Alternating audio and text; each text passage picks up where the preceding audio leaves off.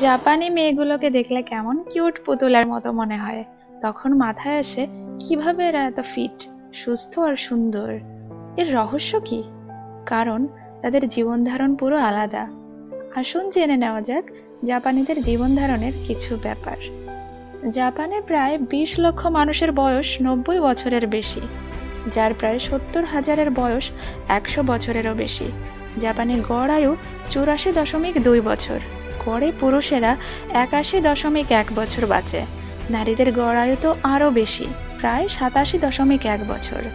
জাপানিদের এই দীর্ঘ আয়ু তাদের জেনেটিক গঠনের ফলাফল কিন্তু নয়, বরং এটি খাদ্যাভ্যাস এবং জীবন ধারণের ফলাফল। জাপানের মানুষেরা প্রচুর টাটকা শাকসবজি, ফলমূল আর ঘরোয়া খাবার খায়। ফলে জাপানে স্থূলতার হার প্রায় 3.6%, যা পৃথিবীতে সর্বনিম্ন। এখানে প্রচুর সামুদ্রিক মাছ খাওয়া হয় এবং মাংসের চাহিদা বেশ কম। প্রকৃতপক্ষে জাপান পৃথিবীর সবচেয়ে বেশি মাছ খাওয়া জাতিগুলোর একটি। মাছে কোলেস্ট্রল এবং ক্ষতিকর চর্বির পরিমাণ খুবই কম, ফলে জাপানের হৃদরোগের ঝুঁকি 36%-এরও কম। জাপানের দীর্ঘ জীবনের আরেকটি কারণ অধিক পরিমাণে চা গ্রহণ। চায়ে অ্যান্টি অক্সিডেন্টের পরিমাণ কফির চেয়ে অনেক বেশি, যা রোগ প্রতিরোধ ক্ষমতা বৃদ্ধি করে, প্রতিরোধ করে ক্যান্সার, ধ্বংস করে কোলেস্ট্রল। জাপানিরা প্রচুর সয়া এবং সমুদ্র শৈবাল খায়। 1 কাপ সমুদ্র শৈবালে 2 থেকে 9 গ্রাম প্রোটিন থাকে। এটিতে প্রাকৃতিক আয়োডিন থাকে, যা থাইরয়েডের জন্য খুবই উপকারী। জাপানের চিকিৎসা ব্যবস্থা পৃথিবীর অন্যতম কার্যকারী। রাষ্ট্র চিকিৎসার 90% পর্যন্ত ব্যয় বহন করে।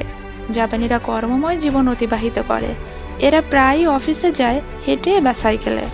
বয়স্করাও যতদিন সম্ভব শারীরিক পরিশ্রম অব্যাহত রাখে। প্রায় 85% জাপানি ঘুমানোর আগে স্নানে যায়। গরম জলে স্নান ঘামের দূষণ থেকে রক্ষা করে এবং উষ্ণ জলের কারণে শরীরের প্রদাহ কমায়, মানসিক চাপ কমায় এবং রক্ত সঞ্চালন বৃদ্ধি করে। জাপানে বয়স্ক মানুষদের জীবন সম্পদ হিসেবে আখ্যায়িত করা হয়। সামাজিকভাবে দেওয়া হয় সর্বোচ্চ সম্মান, যা বয়স্কদের রাখে মানসিকভাবে উজ্জীবিত। শুধু জাপানিরা কেন, এই অভ্যাস আয়ত্ত করলে আমরাও পারি সুস্থ আর সুন্দর একটা জীবন ধারণ করতে। কিন্তু না, আমাদের গাদা গাদা খেতে হবে আর পড়ে পড়ে ঘুমাতে হবে, কারণ আমরা বাঙালি। এই ভ্রান্ত ধারণা থেকে যদি আমরা কোনোদিন বের হয়ে আসতে পারি, তবেই আমরাও পারবো সুস্থ আর সুন্দর একটা জীবন অতিবাহিত করতে। ভিডিওটা দেখে যদি ভালো লাগে তবে অবশ্যই আপনার বন্ধুদের সাথে শেয়ার করুন এবং এই ভ্রান্ত ধারণা থেকে বেরিয়ে আসার জন্য সাহায্য করুন। সবাই ভালো থাকবেন আর ভালো লাগলে সাবস্ক্রাইব করে পাশে থাকবেন। Thanks for watching.